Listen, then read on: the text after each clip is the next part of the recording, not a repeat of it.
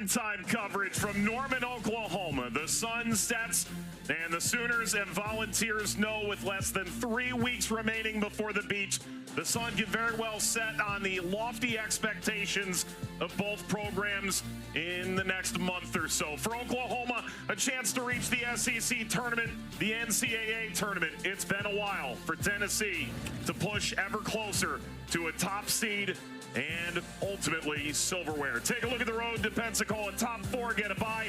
Tennessee 1 point behind Arkansas at the top of the table, and Oklahoma firmly in the field for now.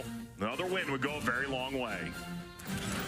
And good evening, everyone. Joined by the former U.S. national team goalkeeper Joe Lloyd and Mike Watts on hand. And welcome to Norman. For two teams that have a ton on the line here. If you're Oklahoma, you win this game, you feel really good about your future this season. If you're Tennessee, you're trying to keep that single-digit aptitude. But the styles are really different, aren't they? Well, for me, they might be number 2 in the table, Tennessee, but subjectively, I think they're the best team in the league. They frustrate opponents' attacks, but on their attacking side, they have a multitude of different ways to get to goal. They have technicians in the center of the pitch. They've got creative players out wide, players with athleticism that can stretch teams. This is a team that can create in a multitude of ways, and it's going to force OU into some underdog football. Let's talk about some players you need to watch tonight. Mac Midgley has been brilliant for Tennessee. Alexis Washington for Oklahoma. Yeah, both players integral in their team's attack, and they're getting production in remarkably different ways. Mac Midgley, she's not necessarily that attacking midfielder that plays with a bunch of flair, and she's not fancy. She creates more by force, by effort, by momentum. She's intelligent, she's expert ball carrier, and she can play those defense-splitting passes with razor precision.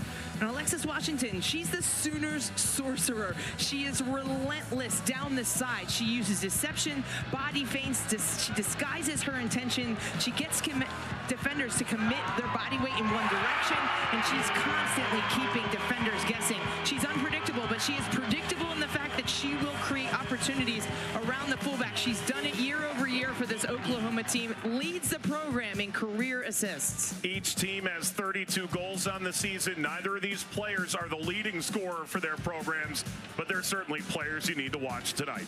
Take a look at the starting lineups this evening. We start with Tennessee. They've made 2 changes. Klerman rested last game, is back Mitchell into midfield. Yeah, the Vols' possession plan starts with their competent center backs in Brown and Klerman. They're comfortable breaking OU's first line of pressure, whether it's passing or comfortably driving off the dribble into the midfield. Sid Miller, she's going to be gone. She's ambitious to run the channel. That pushes Robinson in a more central position where she can be a goal-scoring threat. Stayer's been fantastic this season with timing her runs off the line. Meanwhile, Oklahoma under Matt Mott unchanged from a 0-0 draw against Texas A&M. Yeah, it's underdog football tonight for the Sooners. That means 2 things: defensive solidity and counterattack threats. The center backs Clifton and Lacknall, they're going to be under a ton of pressure tonight. They need to coordinate their decisions with those holding midfielders of Canty and Pack. That means they have to have a strong discipline to negate Tennessee's attack, but then they can counterattack in 2 different ways. Kiefer is going to be chasing down those longer direct passes in behind, but Reyes, she's going to be an outlet in the center of the park that can hopefully solve Tennessee's counter pressure.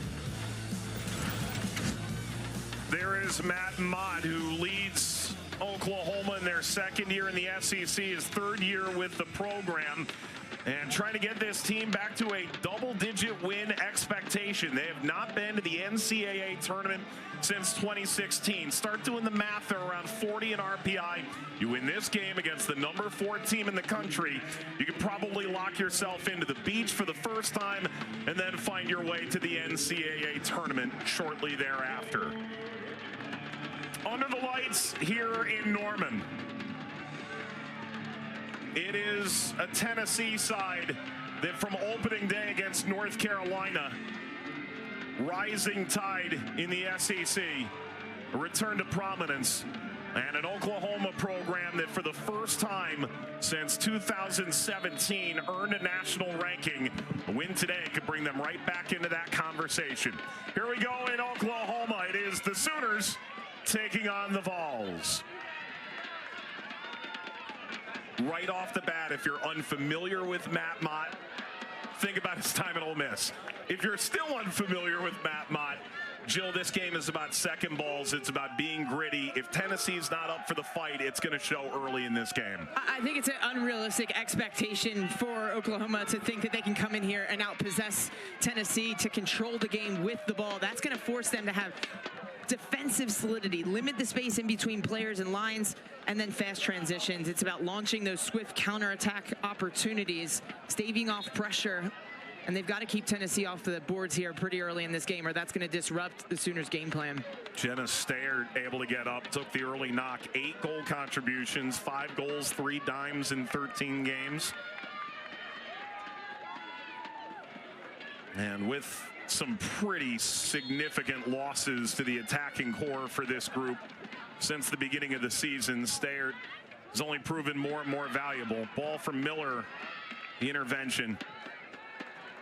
Kylie Simons, no Shea O'Rourke. For Tennessee, you built it around those two in theory. Here comes Alexis Washington. This is going to get all the way through, and an early chance stings the palms of Caden Norris.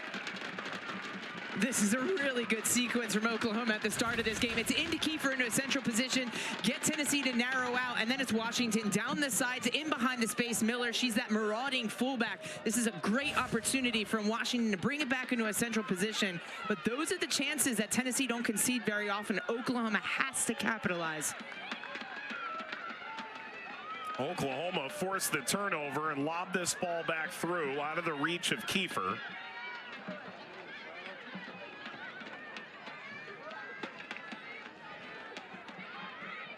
Tennessee, at their best, could be death by 1,000 paper cuts to Oklahoma tonight. They can possess the ball with ease. They can break through lines. This is one of the more pro-style attacks in the SEC, no doubt. And they're one of my favorite watches because every single player in every position is a two-way player, and it lends itself to more versatility. You see players popping up in different positions within the field, and they're not constrained to the more traditional roles of center backs defend and attacking midfielders are flair and creativity. They have both elements to their game, and that allows them to control the game with their possession, with their pressing.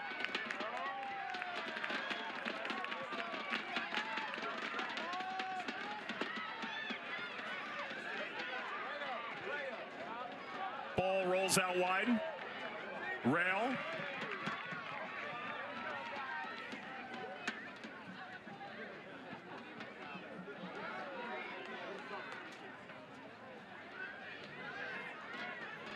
We welcome those of you who've been watching Texas and South Carolina. What a result for the Gamecocks.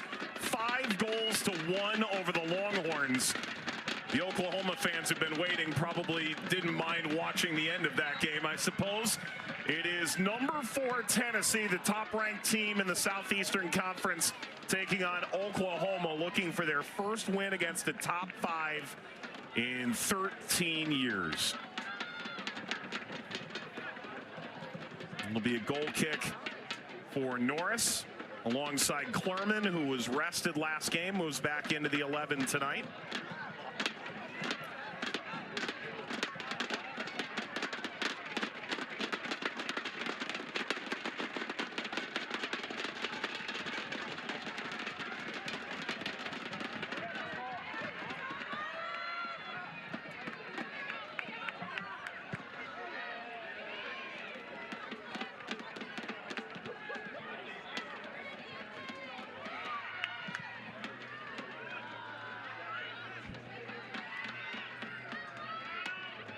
Ball bounces away from Rail. Washington.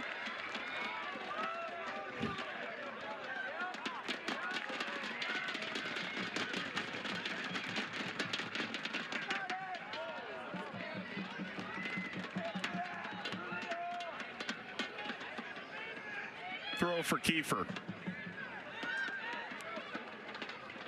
Washington. Oh, takeaway. Kiefer driving in, angling for space, and finally dispossessed. Jill snapping her finger. That's usually a good sign. It's a good defensive work by Leah Clerman to provide a little bit of coverage there for Allie Brown. Kiefer getting on the ball a few times, being a real difference maker for this Oklahoma team in the first few minutes. She started off their best attacking sequence right from the jump, being that outlet in central positions. We talked so much about how transition is going to be important tonight. She can be the outlet player, whether she's going to hold up play, bump the midfield back into the game. She is critical to this Oklahoma side. Here comes Tennessee flying off the right-hand side. Floated up toward Robinson. Thrashed back out toward halfway.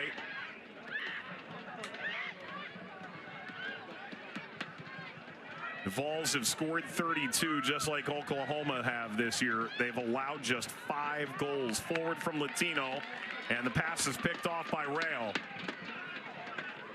Kiefer front running off the right. Instead, the option down the left-hand side was Hadley Morrell.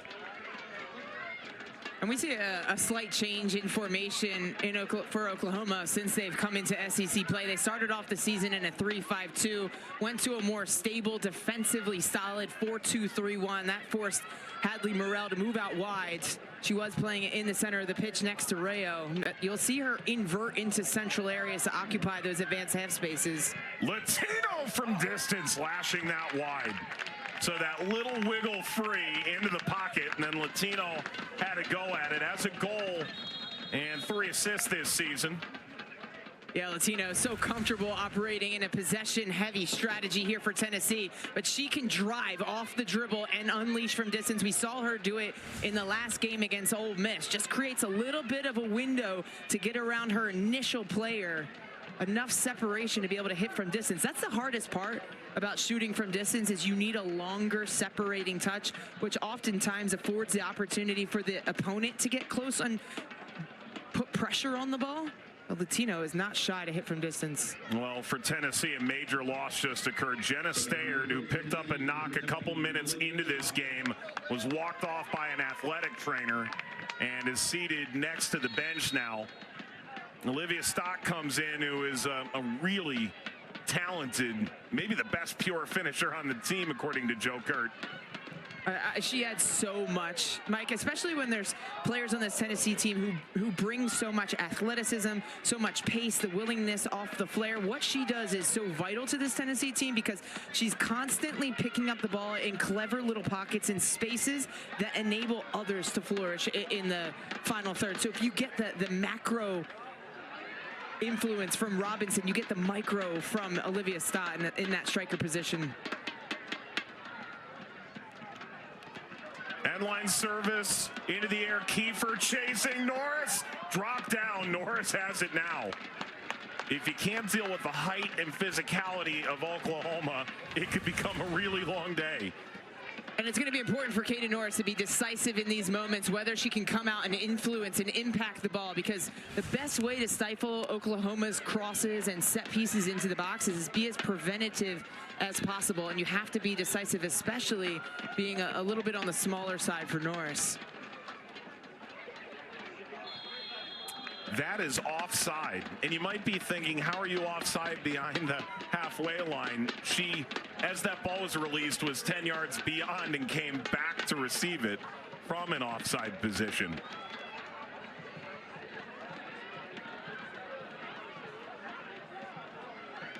Does this warm your heart as a goalkeeper?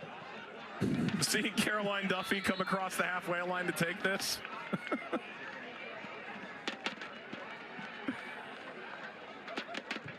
Beware, Duffy. Easy grab for Norris. I think that's plan B. That was always plan B. But Oklahoma has to be forced into plan B tonight because they're not going to be able to keep up with the possession and the ability for Tennessee to be able to dominate this game. Oklahoma's got to be fruitful in those set pieces and control the tempo as well. Every time there's a set piece, that's an opportunity for Oklahoma to dictate the tempo and take away the ability for Tennessee to establish a rhythm in this game. Duffy, the reigning SEC Defender of the Week. Probably going to need a similar performance tonight. Come away with a positive result.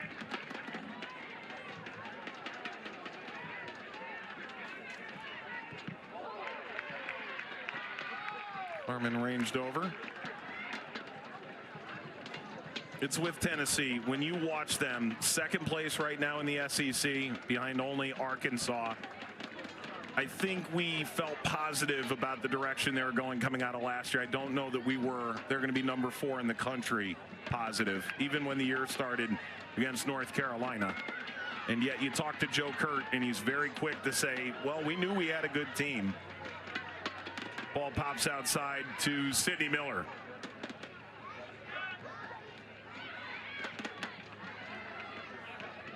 And to your point, Mike, I think it's about the flexibility and the adaptability of this team. We started off the season calling their game against UNC, where they had to play underdog football. They were very transitional. They channel chased.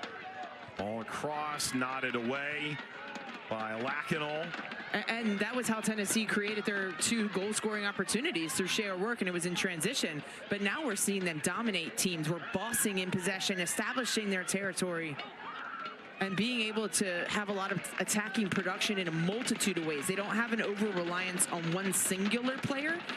We're getting into the final third through the wide channels, and that's something that Joe Kurt has been developing over the last 18 months, especially. Joe Kurt taking over very late in the offseason 2 years ago from, make that 4 years ago. Time flies. From Brian Penske, now the Florida State head coach. His 19th total season at Tennessee. Take a look at the standings, and Tennessee now looks up at South Carolina, who won. Tennessee, of course, now has the game in hand. Arkansas on 16 points has a wild one coming up tomorrow night. We'll tell you about it at halftime against Georgia. Sit 5th, top 4 get a bye. Numbers 5 through 12 play on opening day. Then the quarterfinals on Tuesday, semis Thursday. It's the greatest tournament in all of college soccer. The SEC tournament in Pensacola now coming up just about 2.5, 3 weeks.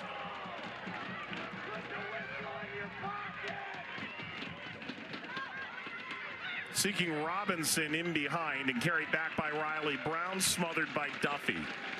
Mac Midgley is just at the center of the attention for this Tennessee team, and they have weapons down the sides, but Mac Midgley is so important. When she drops down, picks up the ball, she is constantly looking to get facing forward, and it's not about these little hip swivels and these turns and this deception. It's about getting her head down, driving at back lines, and engaging that next line of pressure before she can play a line splitting pass. She brings physicality to a position that has typically been defined as creative and flair and fancy. She reminds me of Ali Schlegel. That's high praise. This is a dangerous back pass that's drilled away by Norris. Schlegel's had a good run in the NWSL the last 2 years.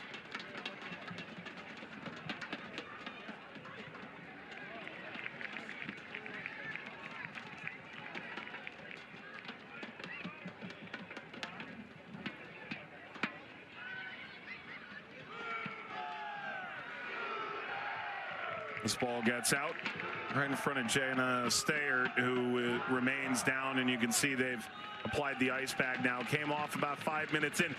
Now that's a goalkeeper who knows the role. Truly love to see it. Ali Zazera, who's started 28 career games. A complete luxury to have on the bench, going to check on one of the guaranteed starters in the lineup on a given day for Tennessee. I love watching Sarah play. It's her timing off the line to be able to draw and relocate center backs, and she's really the start of a lot of attacking sequences with her movement. We saw it last game against Ole Miss. Her timing off the line to pull a center back, bumps Midgley into the game, quick combination play, and then composure to round the goalkeeper. She's been a real highlight in the absence of Shea O'Rourke this season for the Volunteers. Stayert scored the first goal in the comeback for Tennessee. They conceded 16 minutes into Ole Miss, and then 3 goals right around the hour mark took the Rebels completely out of the game. Made it 5 straight wins for Tennessee. Ball bouncing into the penalty area. Kiefer kept it alive. Cut that back. And the denial keeps it off the foot of Alexis Washington, who curled in off the right side. Well, those are those two-way players that we're talking about, Mike. Sydney Miller likes to get high up into the attack, operates more as a traditional winger, but here she's keen to it as the weak side fullback gets into a position where she can get pressure on Alexis Washington, who's just lurking in a central position, looking to get on the end of that cutback. Fantastic defensive stop there from the fullback Miller. 15 minutes in, if you're Matt Mott in Oklahoma, I imagine you're over the moon how this is played. Yeah, I mean, this is a team that wants to progress the ball into their attacking half as much as possible, by any means possible, whether that's one longer direct pass, whether that's counter pressing, or trying to disrupt Tennessee's tempo. That ball knocked upfield by Oklahoma and caught the Tennessee player, looked like in the side of the head, and Miller getting back to her feet, but as that made contact with her head, that's why the referee stopped play. Will have to come off for a period of time. Well, that was Oklahoma trying to establish their presence a little bit higher up the field. Lacanal just wants to dump this in the channel and beat this counter pressure of the Tennessee Volunteers, but it's Miller who catches it right in the face.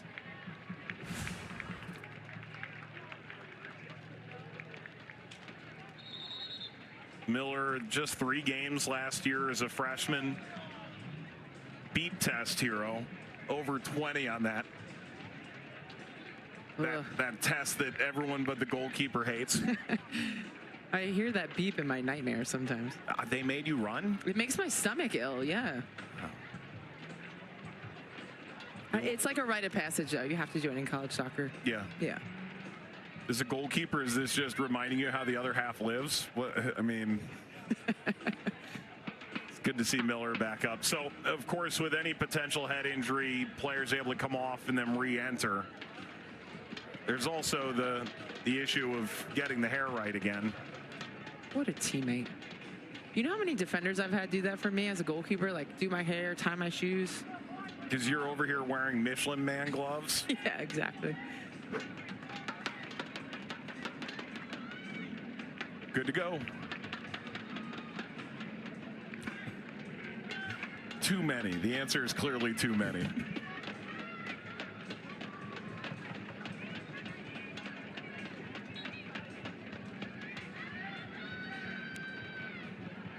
Like, did the great Christy Rampone do that at some point? I'm sure. Right? I'm sure. Becky Sauerbrunn for sure. Yeah. Yeah. Although my first interaction with the U.S. Women's National Team was Kat Whitehill yelling at me, and I nearly peed my pants. It's a give and take. Cat's all bark, no bite. Ball in behind here for Tennessee, and angled across, seeking Anaya Robinson. I'll get out to the berm.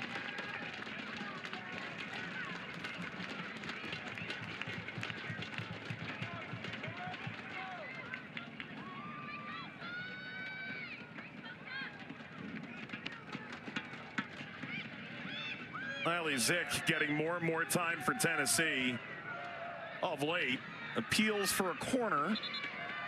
And that is indeed the call. Corner to Tennessee.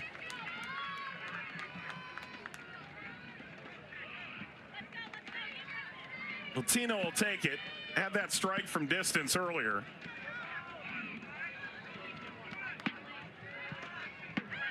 Put a lot of air under that Latino.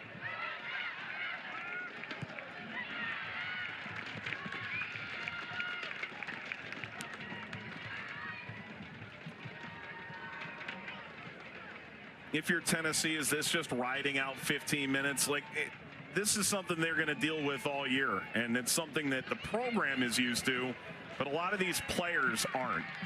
Being top 5, top 10, you are the most targeted team in the conference. Yeah, you just don't really know how your opposition is going to set up. Are they going to try to bring pressure a little bit higher up the field in their line of confrontation? Are they going to sit deeper and negate the space in behind the back line? So I expect to see Tennessee kind of feel out, suss out their opponent's first 15, 20 minutes and make adaptable decisions on the fly. This header winds wide. And we also have to put this in perspective and context, Mike, because you and I work in the professional level where players have a month, 6 weeks, 8 weeks preparation in their preseason, where these players have limited time And they also have 2 games a week, so it's really difficult to go from game to game to prepare and make improvements on a weekly basis. So we're seeing these teams adjust and adapt on the fly, and Tennessee has been having a large majority of their roster available to them in the spring, and they've been layering in different concepts that allowing them to be sustainably successful against any team, against any opponent in any situation. Return 9 starters, 15 letter winners. Here's one of the newcomers. Robinson put on the Jets, drops at the penalty spot, launched out. Let's see, Dendis, I think, was there. And now defending off the left-hand side and able to wiggle free with the ball, if only for a moment. And it's one longer pass into Anaya Robinson down the channel. She gets her head up looking for runners in a more central position. It's Reese Mattern making that run from out to in. Dennis ultimately intervenes.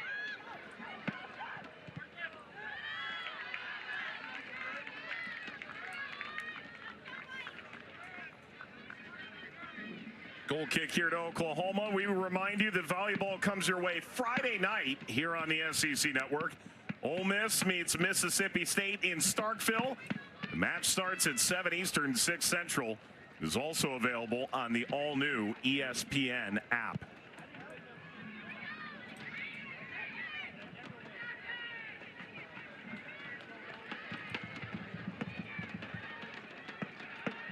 Two programs here that just, to the nth degree, women's sports is well supported in Knoxville and Norman as anywhere. We went by the Palatial softball stadium here. The gymnastics program and softball share office space. It's 3 sort of suites within one area with WSoccer and Matt Mott saying, there are a lot of national championship trophies in my building.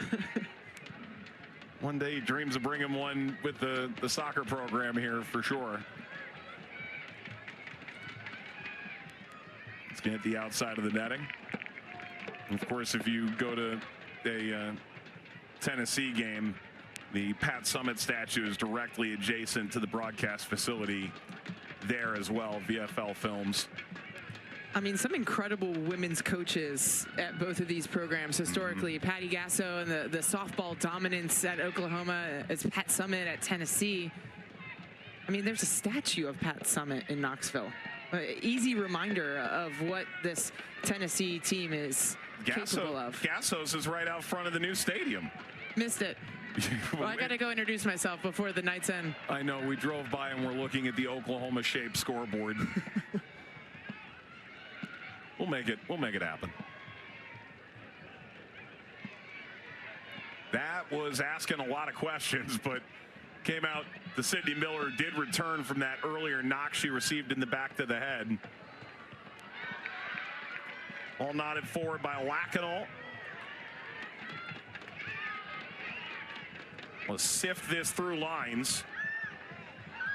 And the run out is on for Midgley. Pumps the brakes hard.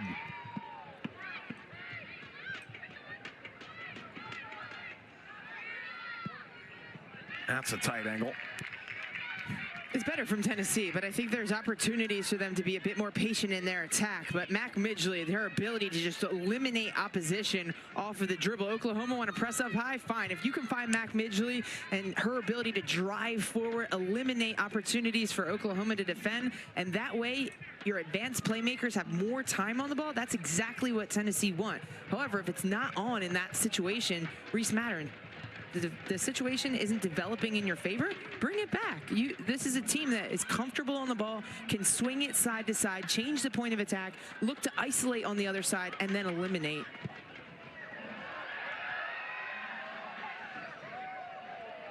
Was that caught? Wow, what a grab. That's A+ work in the stands. Don't even wear gloves like you did. That's just a clean, barehanded catch. That's it. They're coming to the Keeper Institute next week. Mitchell down the line. They drew 3,211 back on opening night against East Texas A&M. Unfortunately, I think Red River may have diluted some of the audience. I imagine some people are already at the State Fair in Dallas. Getting a deep fried Oreo? Or 10. Yeah. There's not enough tickets in that entire fare for me to walk away satisfied that I had enough. I heard they fry everything down there. Coca-Cola, Yes. butter, Twinkies. You do it, I'll eat it.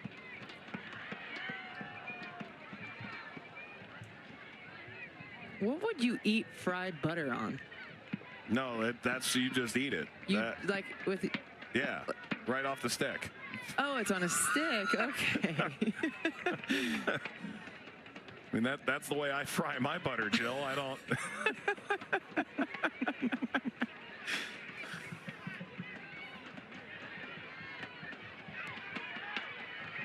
Rail. Kiefer tried to flick it through. On it again. May well have a look. And that last touch a tad heavy, scooped up by Miller. Pressure applied by El Canty. Circumnavigates into the back. And here's where Tennessee's run into an issue trying to play him behind. It's been 2 against 4 back there. And that's a big ask. Comes up to Washington.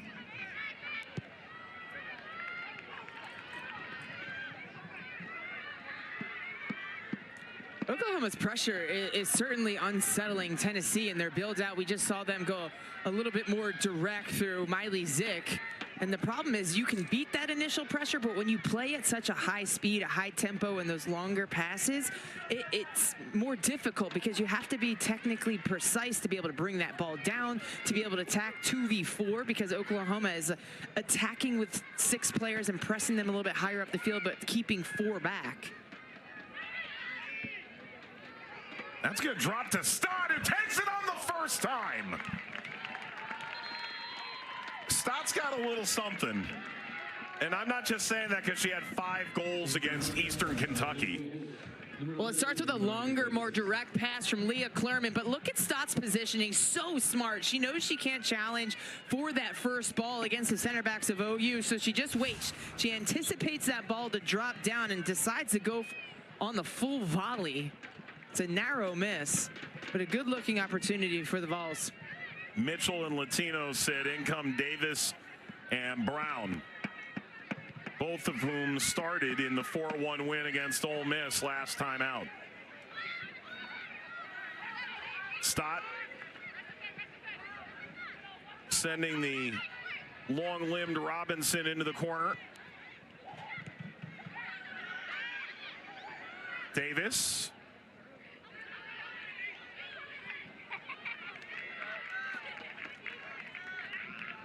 So when you start the duo that you choose to start there, right? You bring Mitchell in alongside Latino, large in part, if you're Tennessee, you're trying to deal with second balls and aerial endeavors. If you bring Davis and Brown in, how substantially does that change the way Tennessee's trying to operate here? So this runs into the pocket, maybe a chance to hit this. Stiff arming free. Finally, Oklahoma intervene, and the ball sent away by Michelle Pack. Well, I think you get a bit more sophistication with Mitchell and with Latino in the center of the park to help your ball-playing strategy out of the back to bypass that first line of pressure. When you bring Brown into the game, it's going to be a little bit more pressure. There's going to be a physical presence, an aggressiveness to win loose balls and second balls in the midfield. Said Brown was really good against Georgia, deserved the chance to start against Ole Miss. That was just her second start of the year. Dakota Brown started all 20 games last year.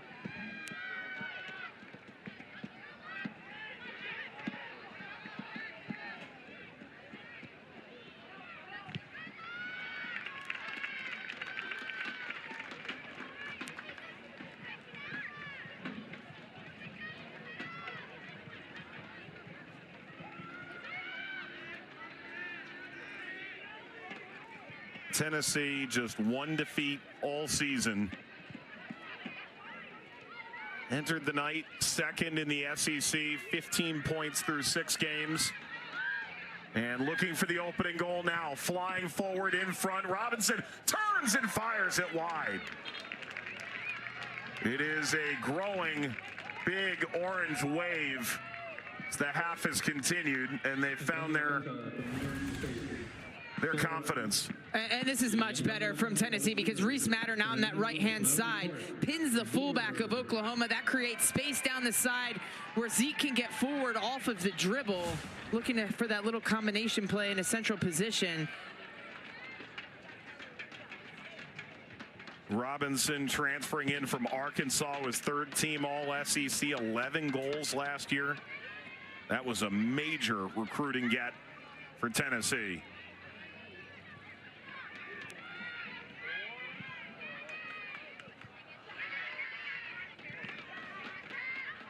Sarah Kate Rath came in a moment ago for Tennessee, one of the better attacking substitutes you'll find.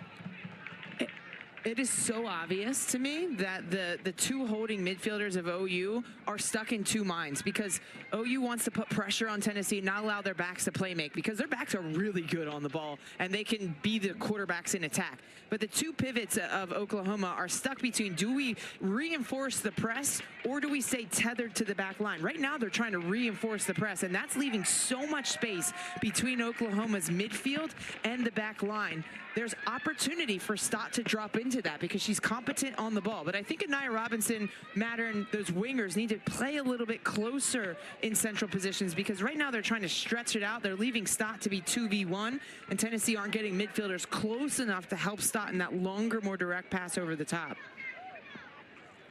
Something to watch on the other end. All the while, Duffy here, second time hitting from just about this spot. Duffy lifting, keeper coming, Norris bobbling, has it now.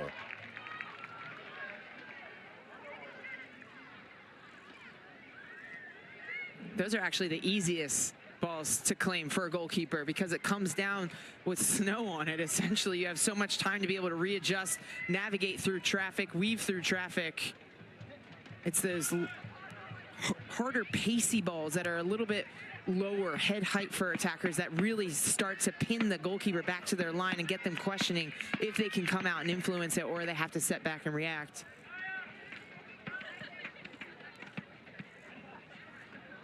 I know Jordan Brown has scored from a half-field kickoff in a high school game. I can't remember. Did she may have had one for Georgia a couple of years ago on a similar sort of half-field free kick. I wouldn't doubt it, Mike. No.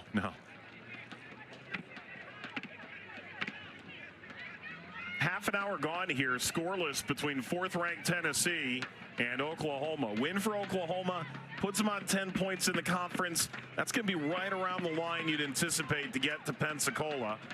That'd be their first trip to the beach in their second year in the conference. It would also be the kind of RPI booster that would put you into the NCAA tournament come year's end. This whipped in front with a lot of pace, too much pace. Sprints out. Tennessee will bring Skylar Miller in off the bench. Robinson gets a seat. You know, we're getting to that point now. We're down to 4 games left in conference play, and then you get into the SEC tournament. If you're Tennessee, you're probably starting to have the same conversations Mississippi State had last year, where it's how far do you want to push to try and get that #1 seed, because you're sitting there top 5 in RPI. You're 4th in the coaches poll. You're even higher, 3rd in the top WSoccer poll. Everyone respects you at that level, and to host potentially all the way to College Cup in Knoxville, that'd be a huge deal. If I know anything about Joe Kurt and John Morgan, the associate head coach for the Tennessee Lady Volunteers, it is they do not ever have not talked about it. Yeah, they do not ever talk about it. They have one thing on their mind. It's their next game and how they can create and craft a game plan that's going to set them up for the most success. But I do think playing in the SEC does set teams up to be successful in postseason because you've played against a myriad of different types of opponents. So you play against, in their non-conference, they did play against UNC, but they're playing against aggressive, high-pressing, chaotic teams like Arkansas. They're playing against more defensive-minded teams that are disciplined and organized like South Carolina. On a week-to-week basis, you're being tested. You might have to completely change your game plan from a Thursday to a Sunday, which ultimately sets you up to be more versatile, more adaptable, and in the end, I think more successful. that got out of play. And to go to UCLA and go to Memphis. Now, Memphis is a game they play every year, but UCLA was the back end of a home and home. Those are the kind of games that really test you, and not every team will do that.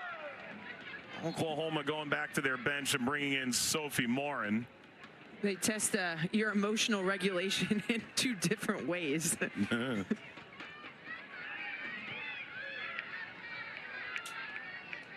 to go win them both, right? Only loss is away to Mississippi State, who of course went a perfect 10-0 in the SEC last year.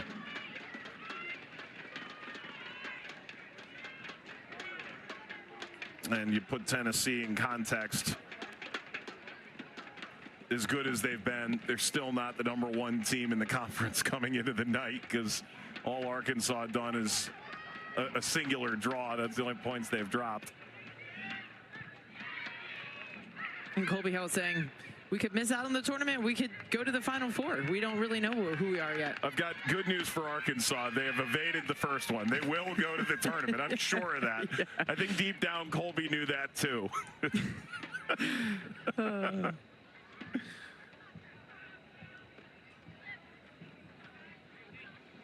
Arkansas playing tomorrow. We'll tell you how to watch that game against the Dogs of Georgia.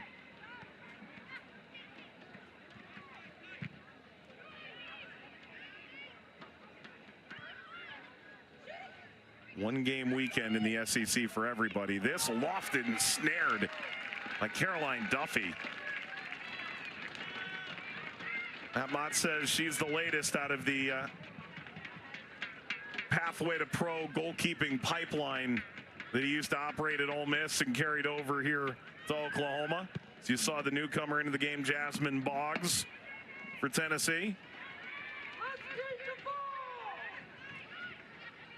Tennessee has gone much deeper off their bench here at the outset. Only Morin and Clark have come in for OU. Service across, that's a hair high.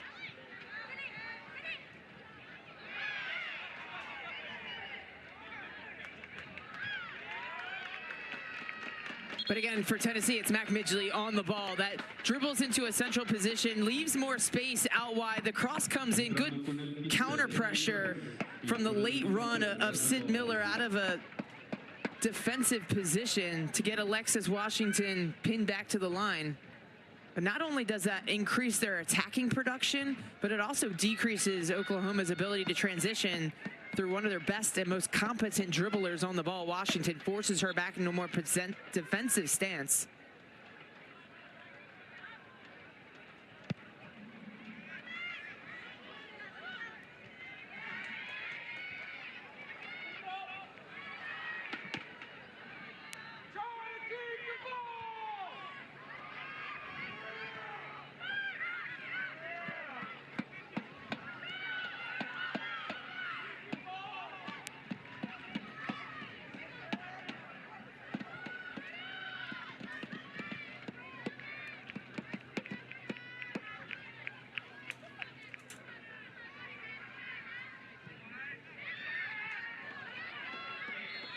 Morin intervenes.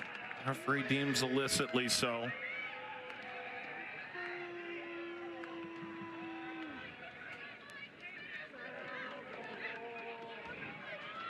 Morin from England probably shouldn't be complaining about the officiating. She's actually a certified junior referee. A job I would never want. A job that at some point we're going to force you to take. I think I'd rather be the ball boy. That's the only thing I'm qualified for. Runyon and Smith come in. Midgley and Stott sit for the end of the half. Stott playing probably a bigger role earlier in this game than anticipated due to the injury suffered by Jenna Stayert. Would have loved to see a bit more counter movement out of central positions, whether it was through Midgley or Latino, Brown, Davis, someone getting a little bit higher, or the wingers inverting. Room to run into this, slipped ahead, out of the reach of Kate Runyon, who's fresh off the bench. Had a rocket strapped to her back. Skylar Miller tried to play her through. Oklahoma using, I believe, just their third sub in this half. Ashley Tudis joins Morin and Clark on the field. Tudis did not feature in the draw against A&M.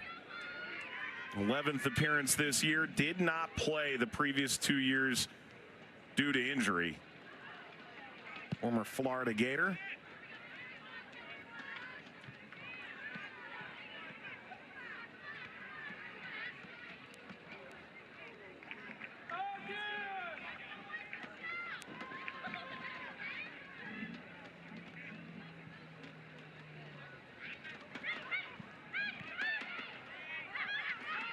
Angling forward. Still on here for Tennessee. Finally, Miller blown up. And an effort to go in behind. Clark couldn't corral. Clark 7 goals off the bench the last couple of games. And like the spark they found there. Chested down, Runyon playing ahead. Couldn't play it on to Smith. Well, that's a tough proposition for Clark to be that player that gets squared up 1v1 against Leah Claremont or even in Allie Brown, because those two center backs are physical, they're combative, they've got a great aerial presence, and they're not afraid to confront forwards, whether that's deep, isolated scenarios or traveling a little bit further in advanced positions in midfield. Is that the best center back duo in the SEC this year? Without a doubt. Easy. Because of the two-way players that they are. Not only are they physical and they can provide so much defensive cover, but they're advanced fullbacks. They'll pop up in different areas of the field in possession. I mean, last game against Ole Miss, Allie Brown received a progressive pass in the wide channel. It just adds another dynamism to this Tennessee team in the ways that they can create those overloads out wide that we really haven't seen tonight. We've seen them try to create the overloads a little bit deeper and lure Oklahoma out of central positions and a little bit higher up the pitch, but nothing's matriculating from those opportunities.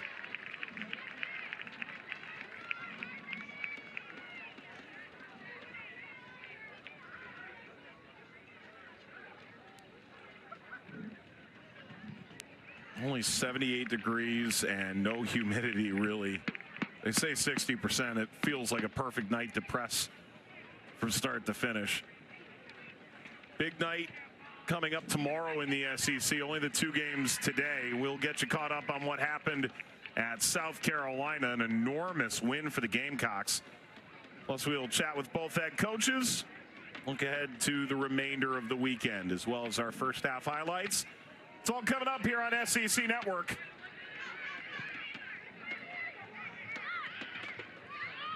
Bounding out of midfield, Dakota Brown. That's the patience you were calling on about 20 minutes ago. And it gives them a much better look now. Ball whipped across toward Runyon. And a corner coming for Tennessee, their third. Love that little change in tempo from Miley Zeke, the advancing fullback for Tennessee out on that right-hand side. She slows down, freezes the defender, one-touch pass to create that overload out on the right-hand side. And this is an avenue for Tennessee to be able to generate attacking production, but also some set pieces. Ball winds across. Bella Smith had a decent look at it.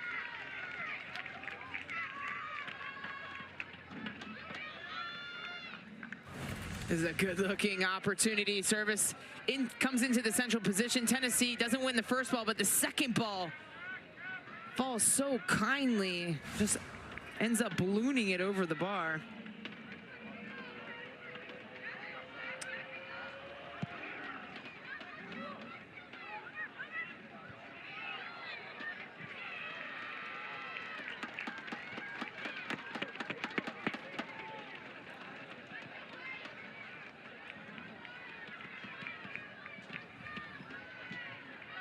Here comes Duffy.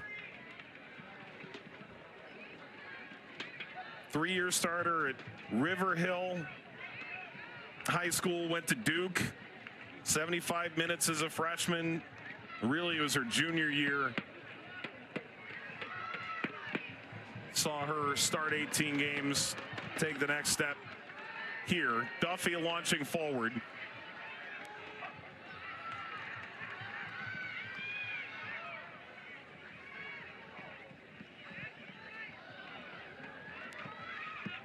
And that's going to run out, belong to Tennessee.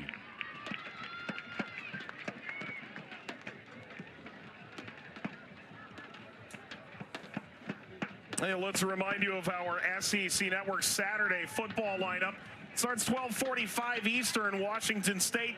Number 4 Ole Miss in Oxford. Then at 4:15 Arkansas and number 12 Tennessee from Rocky Top. And finally at 7:45 Eastern, South Carolina and number 11 LSU. All 3 games also available on the all-new ESPN app.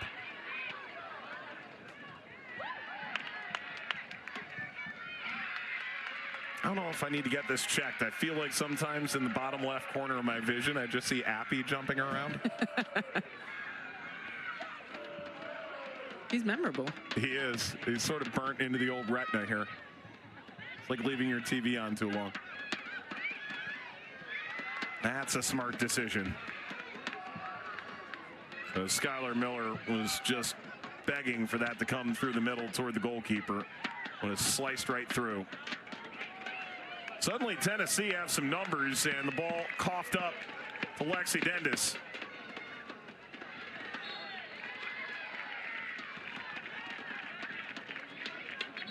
And this is why a goalkeeper needs to run the beep test.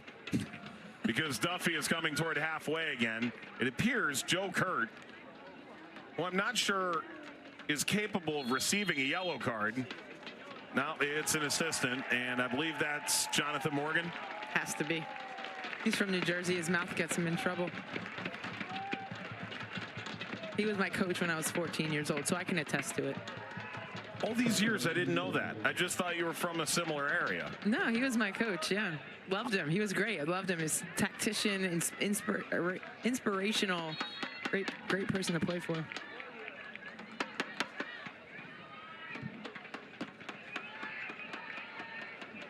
Duffy forward, backset header atop the 6. Tennessee have dealt with that aerial effort now 4 or 5 times in this game already with relative ease. That's a golf shot down the line. And Runyon able to kick it back in play. Ultimately, Lacanal did enough.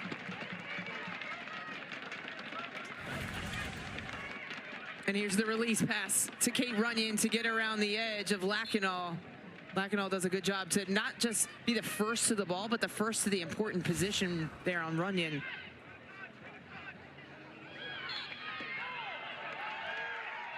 Free kick.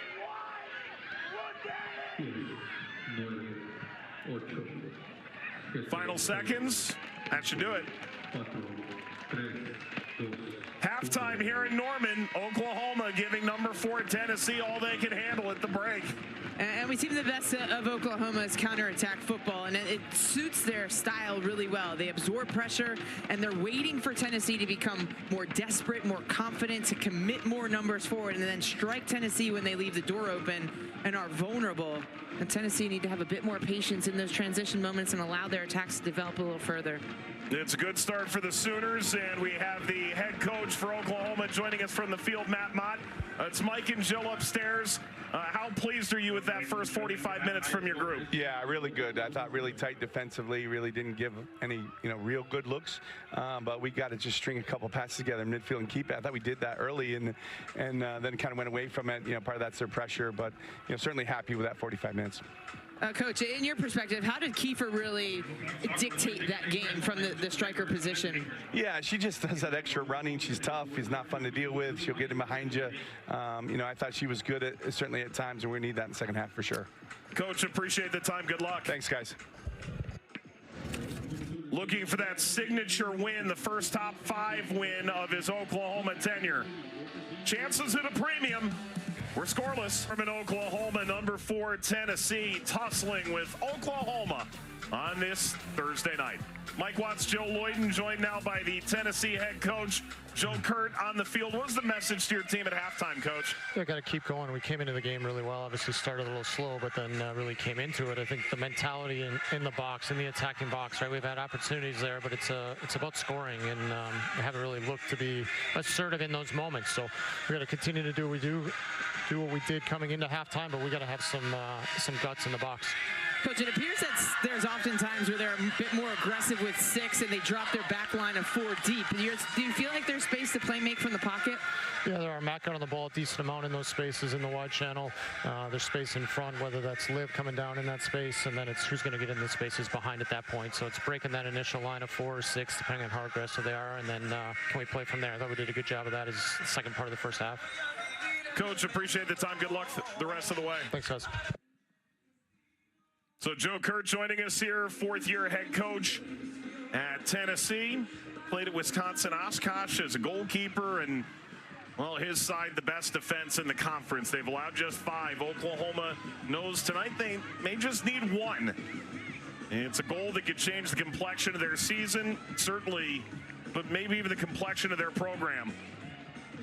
Joe Kurt conversing has brought Tennessee back to the top of the national pile. A win over #1 UNC on opening day, a win at UCLA, a win at Memphis, a 5-game win streak in the SEC.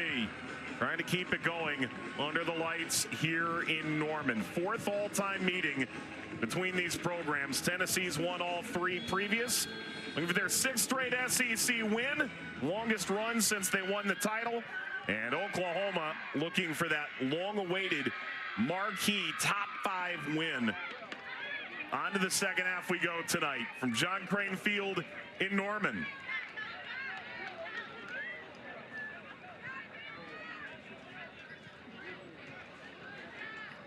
You and I look down, Joe Kurt conversing with Leah Klerman at halftime. And the conversation you just heard about, hey, keep going.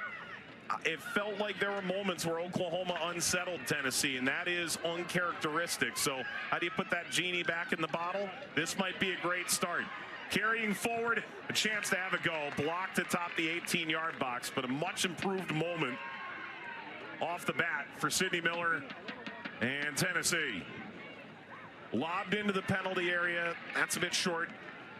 And comes out to rail. I love that sequence for the Tennessee Volunteers. Klerman playing Mac Midgley out a bit wider of the shrunken defensive lines of Oklahoma.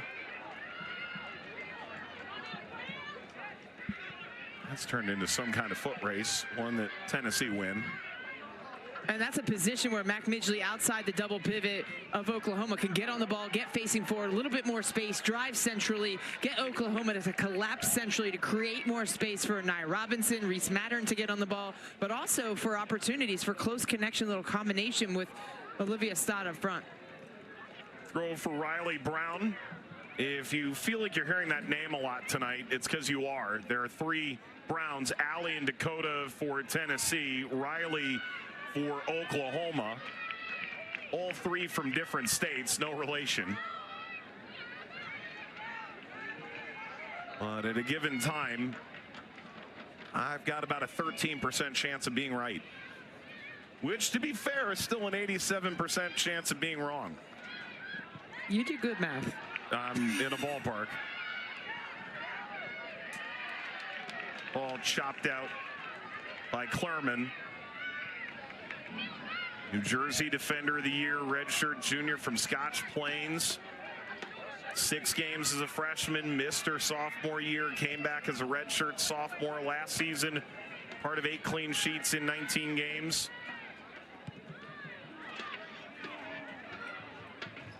Add goal scorer extraordinaire to her repertoire of the goal that she scored against LSU. Certainly going to be on my top 10. What day do we do that? Is that semifinals? Semifinals, baby. I'm bringing an award to that. I'm bringing an award to the beach, Mike, and I'm handing it to the person that scored the #1 goal if they're there. Okay. It's a deal. Do you know what that trophy is going to look like yet? Jury's out still. Okay. We'll work on it. Maybe like a medallion? Yeah, that could be it. Yeah.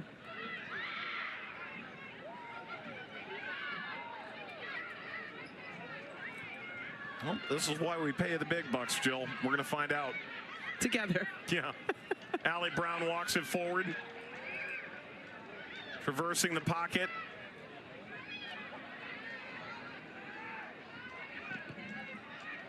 service whipped across too far from Reese Mattern. Do you think a gold encrusted visor for the beach would be acceptable? Is that in honor of Karen Hoppa? Exactly. Yeah. You read my mind. I think it depends which team sees the player win it as to whether or not they'd appreciate that. To be fair, Auburn has a knack for hitting bombs from distance. They do. They've been on my list year over year. Does make sense. Yeah. But if you're Alabama or you're Arkansas, your trophy might be left in the locker room. Well, to be fair, Arkansas historically has actually really enjoyed visors. That's true.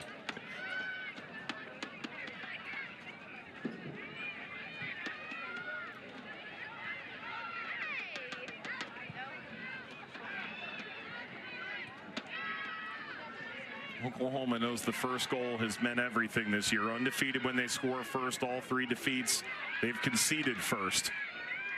Trying to play from out in front. And lose the handle going into the width.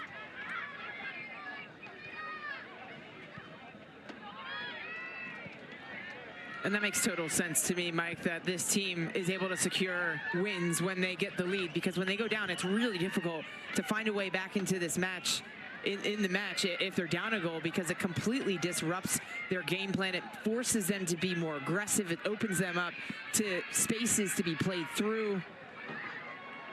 Midgley started this and puts it outside to Mattern. Careful. Whoa, whoa, whoa, whoa. From the top of the berm.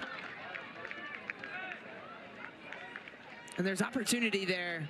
In this central position again, opens up the wide channel, but Mattern's got to do better in terms of just using her composure closer to goal. She gets Dennis to fly forward. There's opportunity for a little stop-start, some kind of deception to bring it back, use the momentum of the defender against them, especially because you're in such a narrow goal-scoring opportunity, a narrow angle there for Mattern.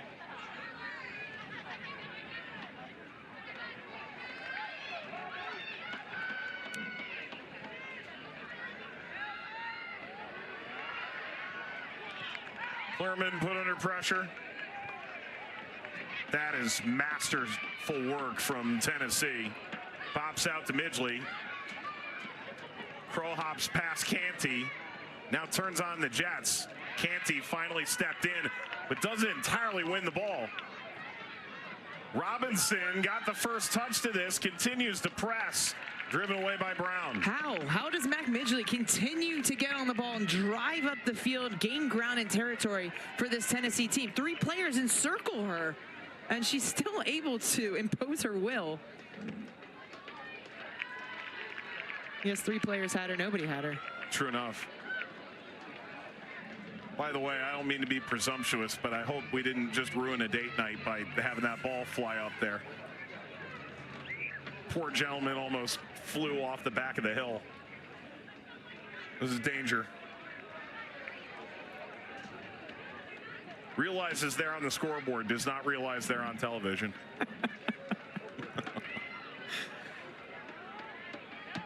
I didn't even see it. Did he like try to help her, like, and save her, deflect the ball?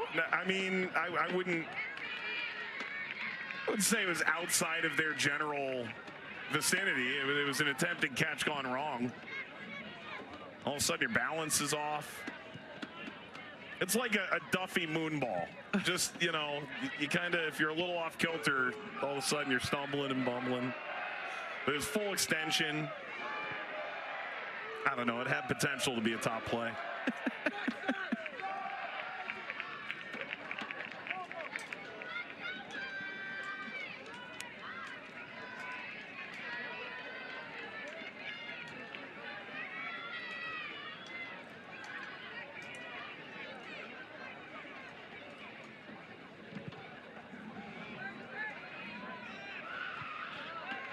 Speared away by Miley Zick. Freshman who arrived in the spring from Foothills Ranch out in California. Dendis lobs in.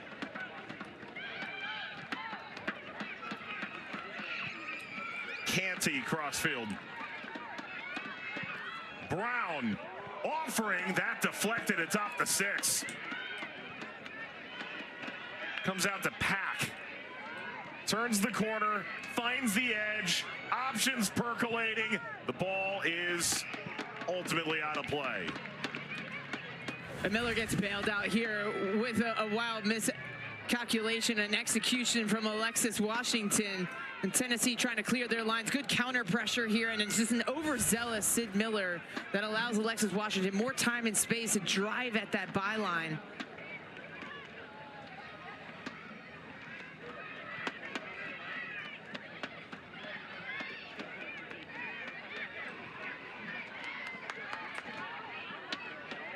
Threaded it through 3 Sooners.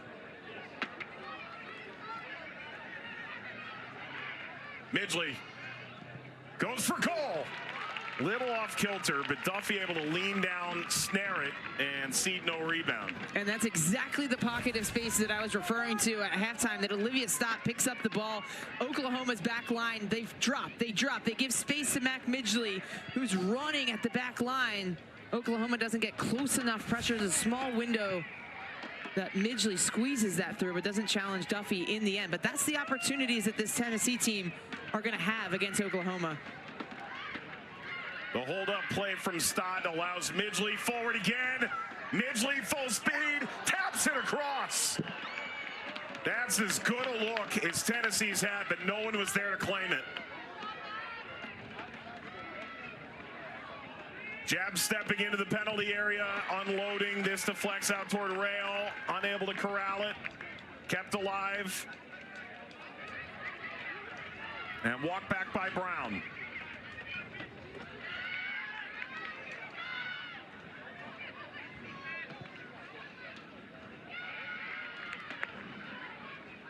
Header up and away. The ball from Midgley is cleared out. Chances are starting to flow here. And it's all because of the pocket. Mac Midgley dribbling down the sides of the double pivot, Pack into the back line, just tries to get a toe on this to redirect it into a more central position. And that's where you would expect to see the weak side winger or the fullback in more advanced areas to get on the end of that. That's the delivery that this Tennessee Volunteers team is going to be looking for. Sub each way, Boggs returns. Lauren back in for Oklahoma. Tennessee used 9 of the first half's 12 substitutes. They should be fresher as this game goes on.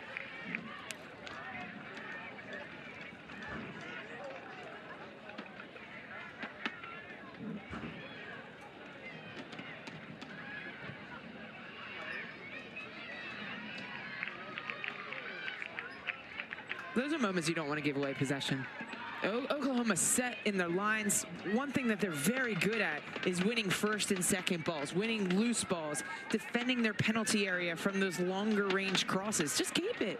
Play backwards, see if you can lull Oklahoma forward, then play through central positions, change the point of attack, maybe look to isolate Reese Mattern where she can look to eliminate the fullback off the dribble.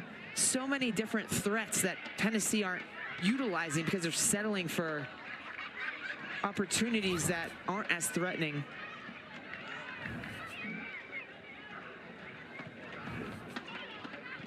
That's what you look like dancing, Mike.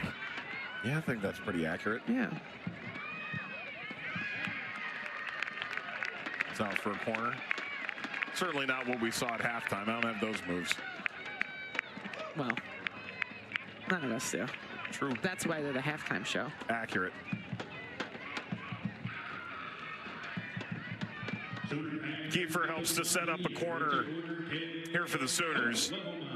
Dendis could take this herself or allow Washington into the fray.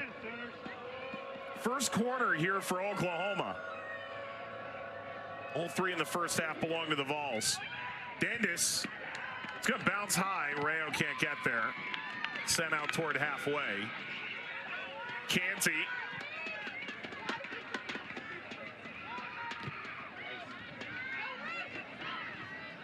Took a kind deflection, and well done to feed Zick.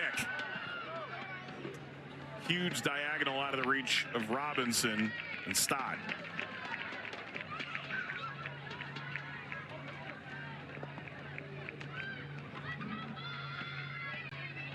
Tennessee will finish with Florida at home, at Vanderbilt, host Alabama. Each team 3 games remaining after this week before the SEC tournament.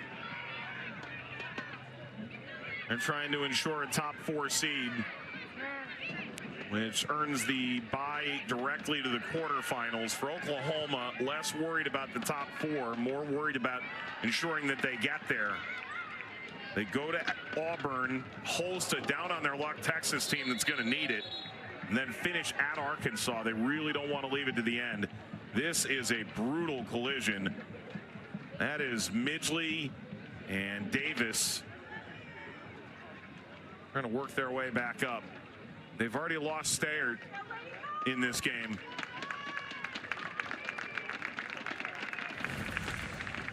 And Midgley does really well to get pressure on Canty from behind and allowing Devin Davis to slide across and win that second ball in just a big-time collision. Davis trying to take that touch to evade pressure. He catches her on the chest. Well, and this is one of those weird scenarios. Because 2 players went down, the player you'd rather take off for a moment would probably be Davis and not Midgley. So while Midgley appeared to get the worst of it, the athletic trainer gets over, they both stand up, and he brings Davis off instead of Midgley. I mean, if I'm Joe Kurt, I'm never taking Mac Midgley off the field. That's what I'm saying. Completely has transformed this game tonight. She has been the hub of central overloads, the ability to drive and eliminate Oklahoma off the dribble.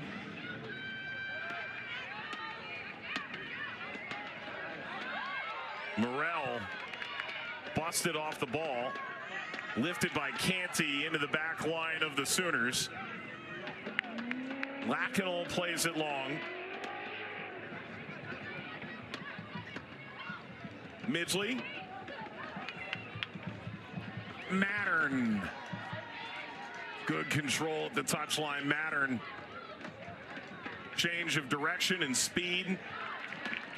And collected at the end line by Duffy. I want to see that more from Reese Mattern because she has all the tools. She has the capability. She could be the ultimate setup woman, whether it's a 2v1 to drag defenders wide and then cut inside, or she can set up a static defender like we just saw her with a little bit of deception. But she can also set up teammates in more exceptional positions on the field to just tap in the ball over the line. It doesn't have to be this magnificent goal from distance or the stunner. Just an easy tap in would do.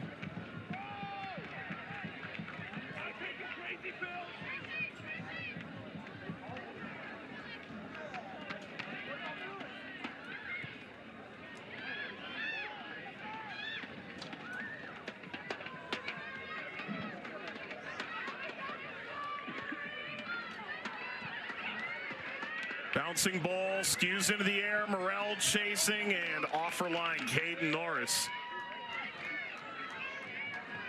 We are like 1 or 2 clean sheets away from starting to turn old Chuck Norris jokes into Caden Norris jokes. I can't wait. We need a timer, a countdown for that. Accurate. Advantage played here for Midgley. Charges out of the center of the park and taps it wide. Options galore, took a deflection en route. 3 orange shirts all cascading, and then Zick commits a foul. Shove that lets the Sooners off the hook.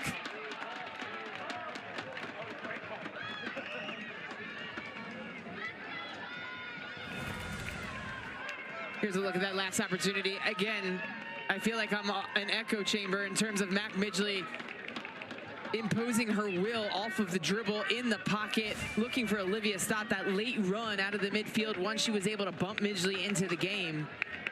Nothing comes of it. Again, OU's done well. Credit to their defense for staving off pressure, absorbing the runs, dropping and forcing is something special from Tennessee. Duffy Long, whose head did that hit. It's a corner, seemingly out of nothing.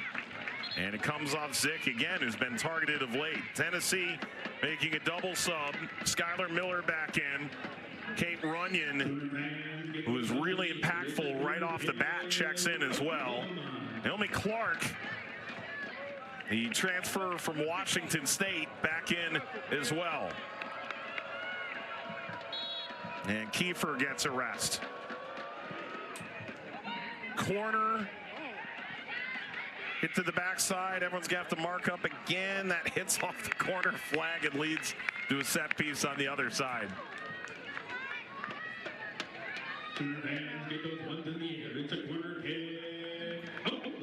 It was the air raid that Matt Mott called it at Ole Miss. At its best, Oklahoma's capable of similar. Ball through.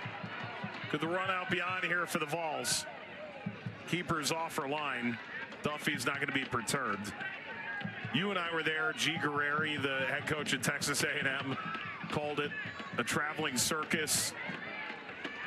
The air raid, they played a siren, so they started playing carnival music on every throw-in because of the long throws that they were known for, the Rebels at the time. I'm here for all the beef, all the banter. I want it all. Yeah. Clark, trying to live dangerously, was trying to do it through 5 Vols too. Midgley.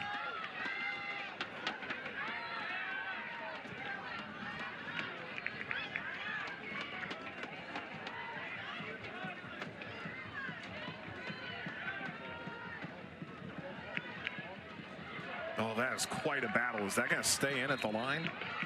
It's a goal kick. Tennessee, can't believe it.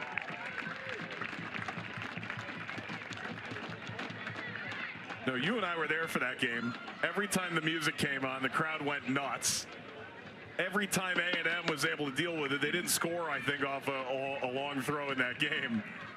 I think they ran it midway into the second half, but the really funny part was when the music would start, and then it would stop 5 seconds in, and then the ball would get cleared out, and then they'd have to start the music again.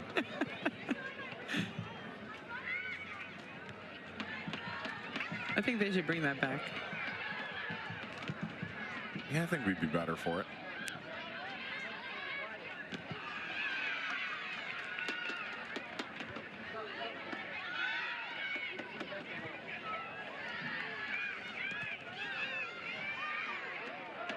Ooh. It's a good turn by Morin. Just overcooked into the width. Oklahoma's starting to go for it a little bit. They had 3 numbers pouring into the area there. I like Riley Brown's position there on the interior, a bit more tucked in centrally, because again, Alexis Washington is the Sooner sorcerer. She needs to get on the ball. She needs more touches and opportunities to get 1v1 squared up, isolated against Tennessee's left back, because there's opportunities in it for Oklahoma. They've had some good possession a little bit higher up the field in their final third. They've grown into this game. They've been defensively solid, which was always going to be the heart of their game plan tonight. Pack coming back into the game for Oklahoma.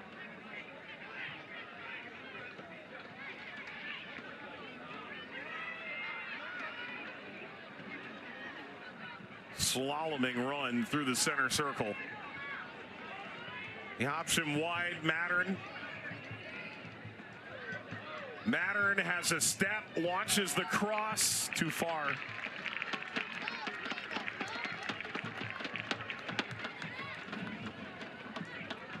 Volleyball coming your way on Friday night here on SEC Network. Ole Miss meets Mississippi State in Stark Vegas. Match starts at 7 Eastern, 6 Central. It's also available on the all-new ESPN app. Bella Smith returns for Tennessee. Midgley will get that maybe 5-10 minute rest at this stage before re-entering for her finale. Of course, there is no overtime in the regular season in college soccer. And based on where both teams are in the standings, neither team came here for a draw. This comes along and hits Norris.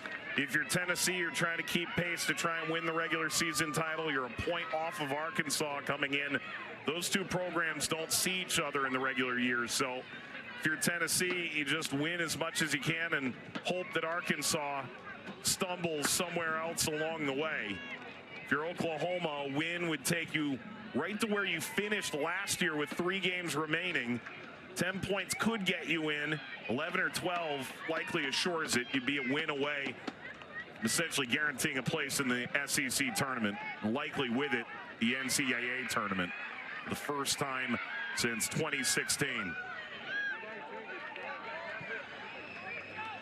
Rolls over to Dendis, who's been great at outside back.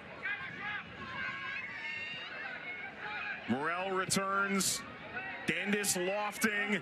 Open header to the back post. Hits off the stick. And Norris hangs on. Nervy, fluttering moment off the head of Naomi Clark. It's a good-looking opportunity for the Oklahoma Sooners. Starts on the out on their left-hand side, and it's Dendis who's had a major contribution to this game on both sides of the ball. She's in that advanced half space where she can deliver more threatening attacks. An uncharacteristic defensive miscue from Tennessee's center backs, not getting enough pressure on the ball, allowing Clark an opportunity to steer that on frame.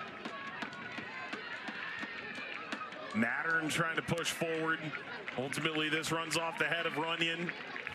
Here's another look at the chance for Naomi Clark. And there's Dendis, including herself, the late surge out of the fullback position, and Clark just rising above two of the most physical center backs in this conference to steer that one, just grazes the post.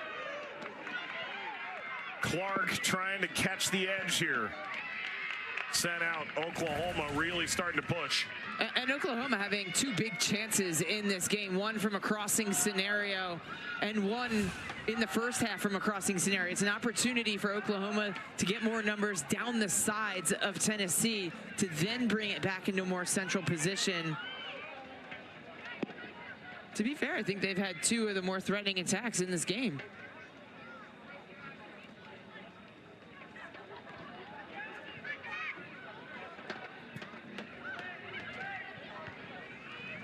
Header speared down, picked up by Runyon.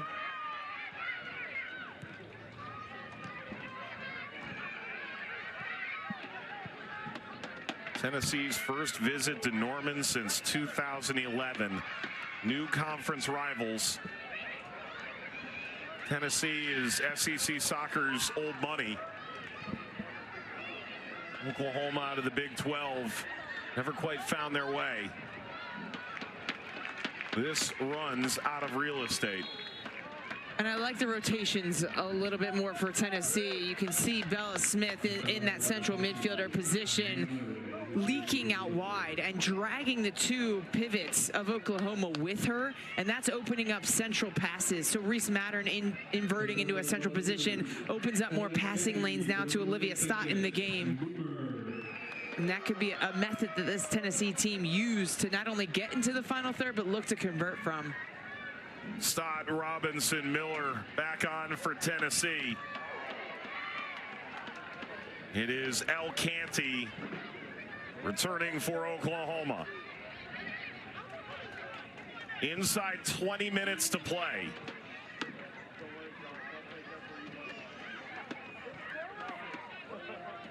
Oklahoma, 7 wins in 9 games on home ground this year. This, by far, their most stern test.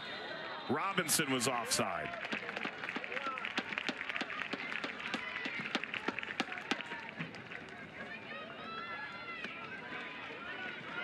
And look, if you're Oklahoma, you beat number 22 Oklahoma State in non-conference. Your only loss is at Kentucky on September 12th. Before that 2-game skid at the hands of Vandy and South Carolina, both ranked teams. You look ahead, you're going to have a shot at Auburn on the road. That's a side probably doesn't do your RPI a ton of favors, but a tough game. Texas, where I don't know you could ever really guarantee anything regardless of who's up or who's down. Then you finish at Arkansas, another top 10 team. So even scraping a point here probably leaves you going into that Auburn and Texas game going, one win gets us where we want to go. That's the value of a point for Oklahoma tonight. If you get nothing out of this game and you take 1 win out of the last 3, you could be in the exact same place you were a year ago, 10 points and the last team out of the field.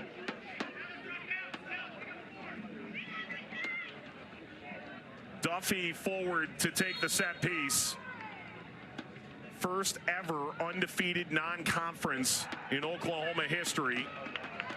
And this caught by Norris. I think if you're Oklahoma, right, you're a couple of years into the Matt experience, particularly making the move to the SEC. You saw both the highs for Texas coming over. You're also now seeing the low, right? They came with 2 All-Americans. The Big 12 Defender of the Year didn't, unfortunately, get to play much last year. MJ Cox. And then Villarreal, the Rookie of the Year in the SEC. So it all looks great. This year, quite the opposite. You're really seeing how difficult this conference is. If you're Oklahoma, this is finally a chance for Matt Mott, due respect to Ole Miss, to not have to play Moneyball, right? It's a marquee program. And they're on the verge of that 10-win season, that NCAA tournament bid that could push this into overdrive. Tonight could go a long way. Kiefer into the game for the Sooners, looking for that big-time win. And a header leaning off frame. And not only in the table for RPI, but just confidence building and momentum as postseason play is just on the doorstep. It's so important, especially when you play in this specific game plan, to have the future of, oh, yes, we can still score from it, to have the confidence and the optimism that, yes, we know we're going to have to put in a shift defensively. We know we're going to have to doggedly defend for 90 minutes, but there is optimism in terms of how we can create, that we have players that can put in a moment of individual brilliance, but we also have combination players that can unlock central positions. Morin got chopped down. Matt Mott goes to have a look. Morin just trying to slide across to get pressure on Dakota Brown and deny forward progression. Times this one late and is the victim of her own tackle. Rayo returns, Morin sits.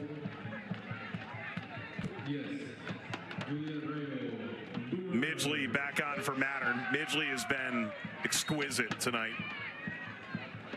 How could she find the winner for number 4 Tennessee? I love watching her because not only does she be able to assess the most dangerous pass, but she does it at high speeds, which is so difficult because you're running with the ball, which typically you don't have such close, exceptional control. Foot race in behind. Won by the Vols. That is a heck of a run by Brown. She has been brilliant all season. OU opting to go a bit more vertical and more direct in behind Tennessee's back line as they potentially get a little bit more desperate here to stay on pace with the table toppers Arkansas. And if they include too many numbers forward, that's exactly when Oklahoma's going to sniff out those opportunities to launch counterattacks. And I doubt they're aware of the 5-1 South Carolina drubbing of Texas earlier tonight, but they're on level terms for the number 2 seed on points now. They've got company. Finishing 2 and 3 is irrelevant. You may get a marginally better draw in the early rounds, but you're still not going to see a number 1 until obviously the end of the road. That said, much to be gained here. Referee may have gotten a piece of that in a way that interfered with play. They allowed it to continue. Midgley, here we go. Mac Midgley outrunning everybody. Midgley all the way. Ultimately, Duffy falls over to it. She has been the heart of every single attack for Tennessee because how stretched out Oklahoma's lines have become. You immediately see the back four drop, drop, drop. They want to protect the space behind their back line. That leaves space in front of their back line that Mac Midgley has just torn apart. Not getting any end product in the end, but certainly an opportunity if she can drag and draw pressure out of a central position for those little incisive runs behind.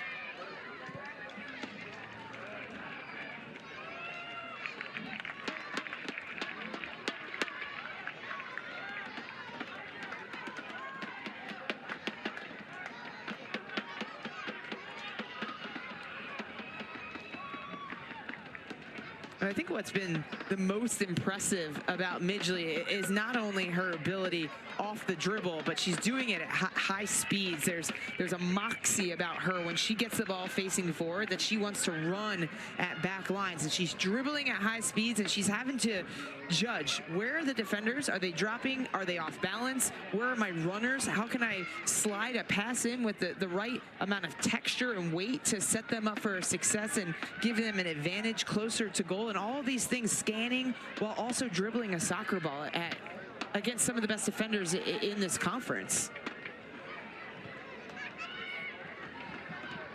Sent across, that's a decent leading touch. Clearance ran out to Zick. And now the Sooners off on the run. The numbers are decent if they can play this forward. Clark, Pistons firing. Clark tried to cut inside. That is a vital intervention. That is a big-time play from Zick, the freshman. Well, this is a deep transition moment for OU. It's Canty. Plays that ball out wide. And then it's Zick who makes the recovery run, just slows her feet down, is patient, waits for Clark to take the touch, and finds her moment to intervene. Good defensive presence against Oklahoma's transition moment. Washington is back in. This service from Dendis is off the mark. And look, like all young players, I think Zick has sort of had that up and down game. There's service from a deep area that's probably sent too soon. There's certainly been a few efforts down this side to try and turn her inside out. And yet if she gets dusted in that moment, could be the game. And there she goes, catching her back leg to it. They have a lot of optimism about what she's brought to the table in early days. And that's the most difficult position right now. And that leaves a bit of space in behind. That is too much juice past Kiefer.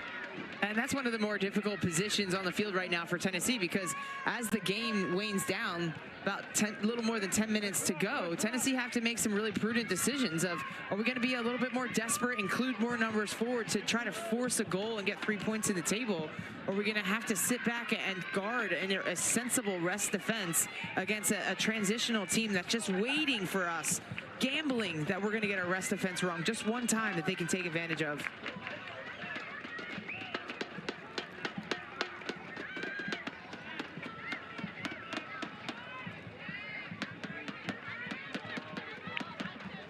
I said to Matt Mott yesterday, you will beat Tennessee because why? He said, it means we've defended in a tight block and we got a goal in transition. He said there will be chances. We just have to take ours. Great defensive performances outside of a half at Vandy that they'd like back. They've withstood Tennessee. Can that continue? Bella Smith angling inside. And going from range, Duffy sidestep. And that's the desperation that we're seeing from Tennessee. That's a 35-yard shot that was never going to challenge Duffy and her quality of goalkeeping. And really, she hasn't been challenged all night. We haven't even seen Duffy get tested much from this Tennessee attack.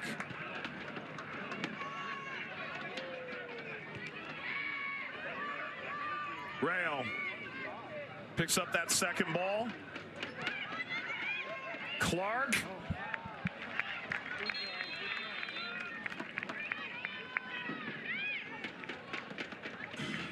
Clark called it a fresh start. Coming in from Washington State. 4 goals as a freshman, none as a sophomore. 7 goals this season. Tennessee will see Reese Mattern back into the game. Oklahoma returns Hadley Morrell. 35 shots for Clark to this point out of that great program, Real Colorado.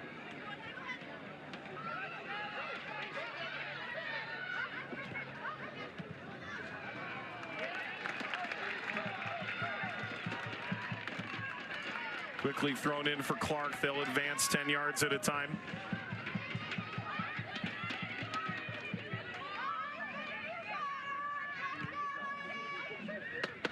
Ooh. Yeah, that's a foul. Canty. Does it come with a card? It will.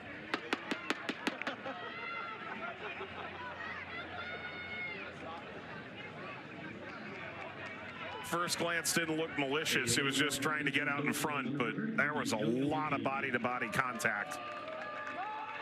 And Midgley certainly got the wrong end of that.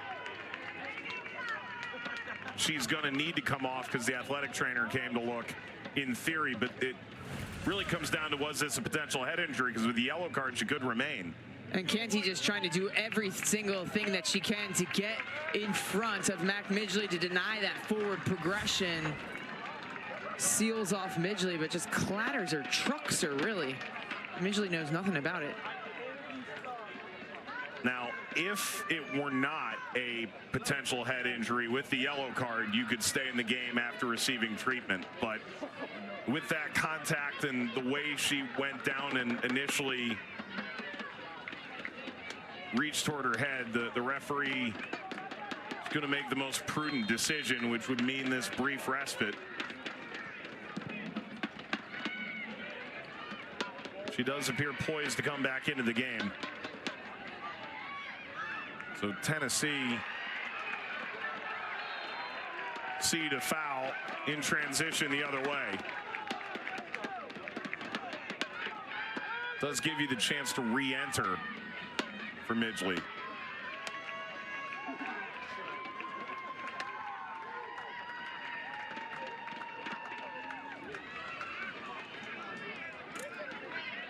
Is there a point tonight that Oklahoma goes point against number 4 in the country works for us?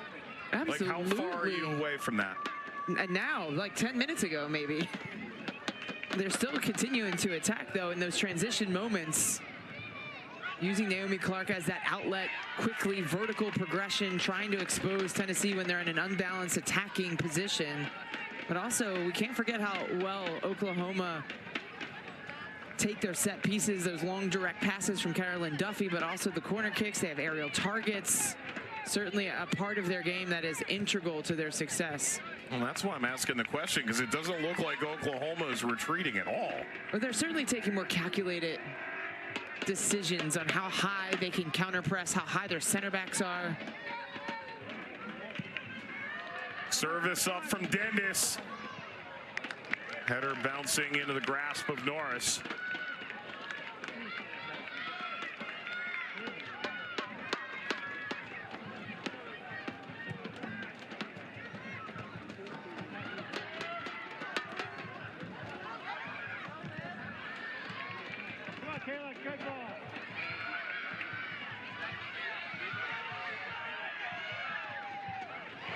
Kept in play. Clark bouncing, brought back, and caught by Norris on the dive. Nervy moment. Morrell nearly made Tennessee pay.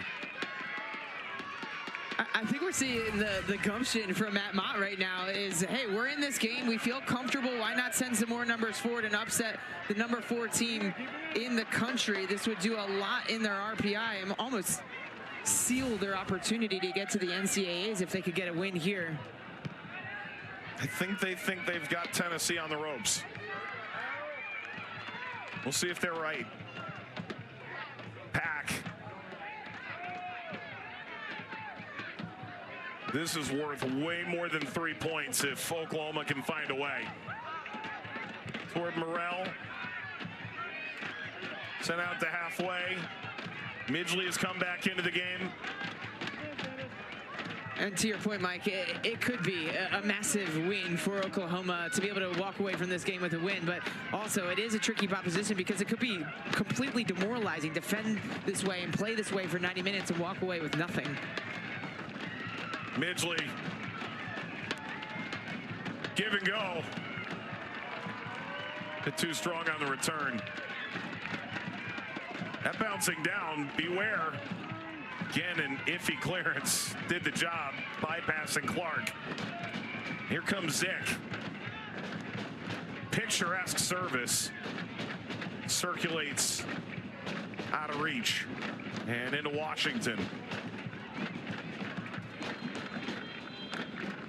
Subs coming. Tennessee will see the return of Runyon and Boggs.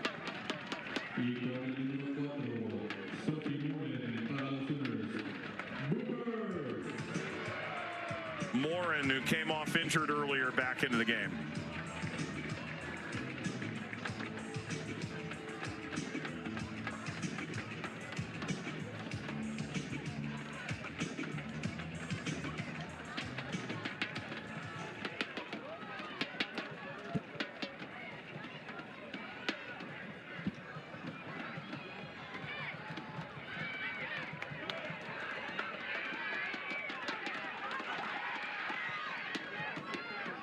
Kiefer thought she spotted a moment.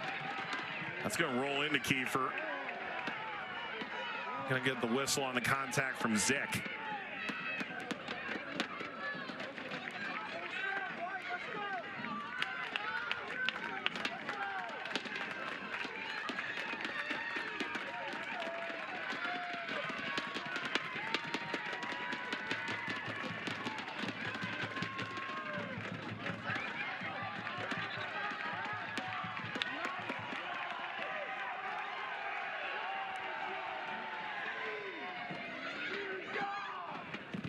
Kiefer.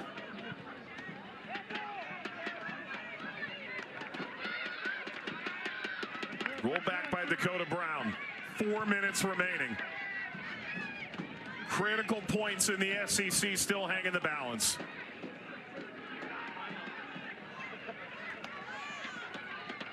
Dicing, curling.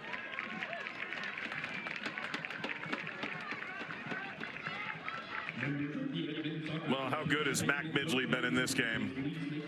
She's put herself in spaces to easily receive the ball and cause so many problems for Oklahoma's back line. She has been supreme in the pocket, expert ball carrier, getting down the sides of Oklahoma's back line, looking to collaborate inside the penalty area. That time ran out a bit of a steam, but she has been all over this pitch, causing a handful of problems for Oklahoma.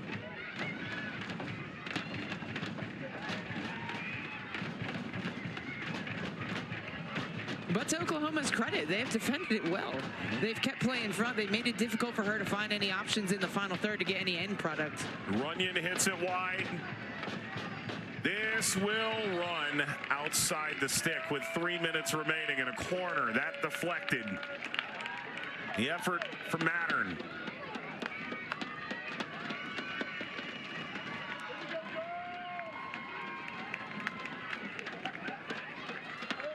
We saw what Midgley had done in the run of play. What can they do here with their fourth corner, first of the half?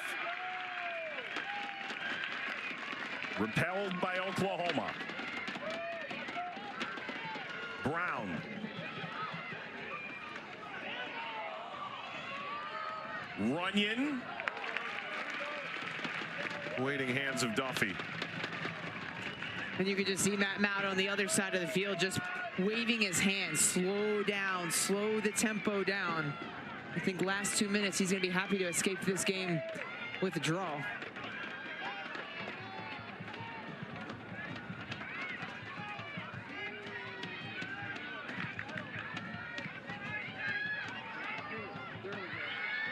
Brought in by Kiefer.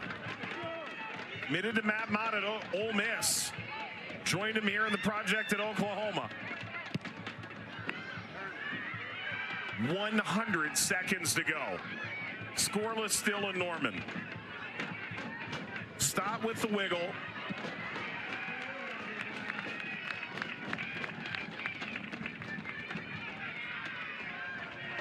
That's a throw. How aggressive is Oklahoma's posture? Right now, very.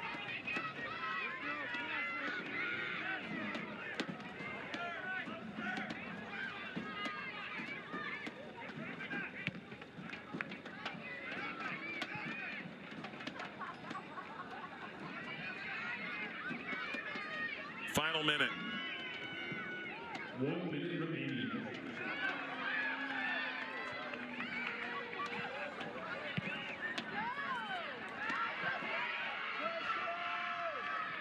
Is it a valuable point tonight for Oklahoma, for Tennessee?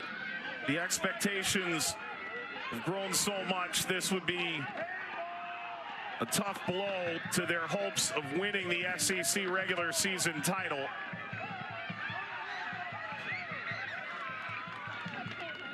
Knowing that Arkansas could stretch that lead out to 4 with 3 games remaining tomorrow night against Georgia.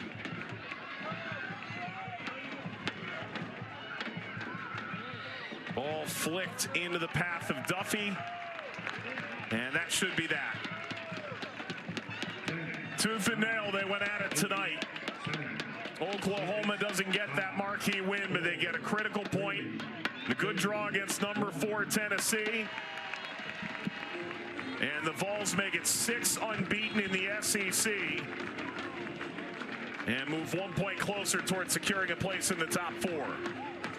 Yeah, big result for OU tonight, Mike. To their credit, they defended well. The first half, they really unsettled Tennessee in their build-out, and they off-put Tennessee. They didn't really have a stranglehold in this game. In the second half, they staved off pressure.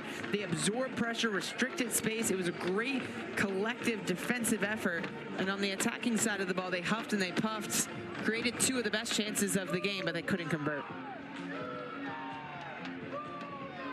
Finished scoreless tonight in Norman. We're going to wrap this one up on the other side of the break. Number 4 Tennessee dropped points. Oklahoma grabs a critical one. Tell you how it happened after this.